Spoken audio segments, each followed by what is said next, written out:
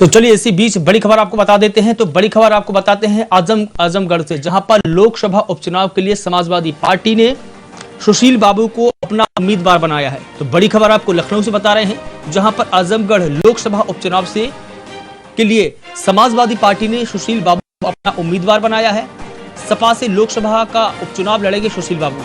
कल आजमगढ़ में सुशील बाबू के नाम का ऐलान होगा और समाजवादी पार्टी ने आजमगढ़ से सुशील बाबू को अपना प्रत्याशी बनाया है, मैदान में उतारा है। तो बड़ी खबर आपको लखनऊ से बता रहे हैं, जहां पर आजमगढ़ लोकसभा उपचुनाव के लिए समाजवादी पार्टी ने सुशील बाबू को मैदान में उतारा है। सुशील बाबू समाजवादी पार्टी के उम्मीदवार होंगे आजमगढ़ सीट से।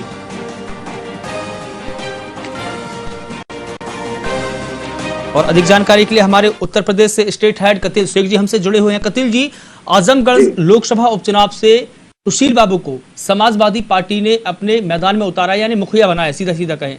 क्या उनके पास में कोई और उम्मीदवार नहीं था? खबर है, क्योंकि आजमगढ़ से लगातार समाजवादी पार्टी का एक लगाव रहा। समाजवादी पार्टी के मुलायम सिंह यादव से लेकर अखिलेश यादव तक का वहां से लोकसभा क्षेत्र रहा है और कयास ये लगाया जा रहा था कि आजमगढ़ से डिम्पल यादव को लड़ाने की संभावना बढ़ रही थी। मगर एक बहुत बड़ी खबर ये सामने निकल के आ रही है, सुशील बाबू को बनाया गया है उम्मीदवार। सपा से लोकसभा उपचुनाव में लड़ेंगे सुशील बाबू। कल आजमगढ़ में सुशील बाबू के नाम का ऐलान होगा। सपा ने आजमगढ़ से सुशील बाबू को प्रत्याशी बना दिया है। ये आधिकारिक घोषणा पार्टी कार्यालय से हो चुकी है। लखनऊ और आजमगढ़ लोकसभा उपचुनाव से जुड़ी है ये बहुत बड़ी खबर। लेकिन कतिल जी, एक सवाल ये भी है कि डिम्पल यादव के कयास लगाए जा रहे थे कि डिम्पल यादव को टिकट वहां से मिल सकता है, लेकिन डिम्पल यादव को न देकर के उन्होंने सुशील बाबू को मैदान में उतारा है।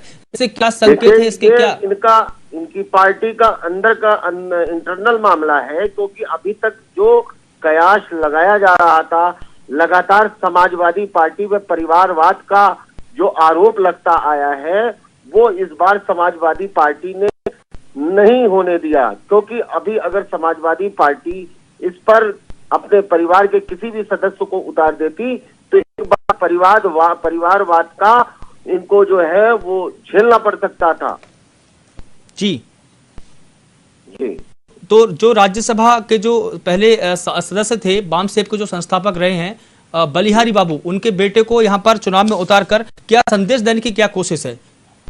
देखिए, ये एक बहुत टर्निंग पॉइंट वाला मामला है। सुशील बाबू का बहुत ज्यादा नाम हम लोगों ने नहीं सुना है कि एक नया, मेरे हिसाब से, मैं तो बहुत इनको व्यक्तिगत नहीं जानता, राजनीति में बहुत ज्यादा सक्रिय नहीं रहे, एक बार इनका मामला सामने आने से एक नया मोड़ आ गया है समाजवादी पार्टी में।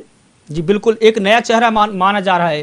तो सुशील बाबू नया जो चेहरा माना जा रहा है, वो भी आजमगढ़ से अगर लड़ाया जा रहा है तो ये बहुत बड़ा, सुशील बाबू के लिए बहुत बड़ी चुनौती का सामना भी करना पड़ सकता है। क्योंकि समाजवादी पार्टी के अखिलेश यादव सांसद थे तो उनको बहुत आराम से वहां की जनता चुन के लोकसभा भेज देती थी। मगर अभी सुशील बाबू के लिए ये एक बहुत बड़ी चुनौती है कि आजमगढ़ से वो कैसे अपने आप को प्रोटेक्ट करके वहां से जीते हैं। मगर अभी आजमगढ़ समाजवादी पार्टी ने 10 की 10 सीट जीत ली थी विधानसभा चुनाव में, तो इससे सुशील बाबू को काफी उनको जो है काफी वहां से सपोर्ट मिलेगा, क्योंकि सारे विधायक इनके साथ लगकर लोकसभा उपचुनाव में इनकी मदद करेंगे। जी बिल्कुल, जैसा कि आजमगढ़ से जो अखिलेश यादव है उनको रिकॉर्ड मतों से जीत हासिल हुई थी, तो क्या उतनी ही रिकॉर्ड मतों से सुशील बाबू को जीत दर्ज हो सकेगी? क्या कुछ हो सकता है वहां पर? देखिए, पार्टी उसको एक, अब समाजवादी पार्टी उसको एक अपना गढ़ मानती है। भारतीय जनता समाजवादी पार्टी जो है सपा की सीट को लेकर आजमगढ़ से बहुत ज्यादा दावा करती है कि हम तो यहाँ से जीत ही जाएंगे। मगर अब देखना ये है कि ये अखिलेश यादव के लिए आसान था, सुशील बाबू के लिए मुश्किल भी हो सकता है, क्योंकि वहां की जनता हो सकता है सुशील बाबू को न पसंद करे।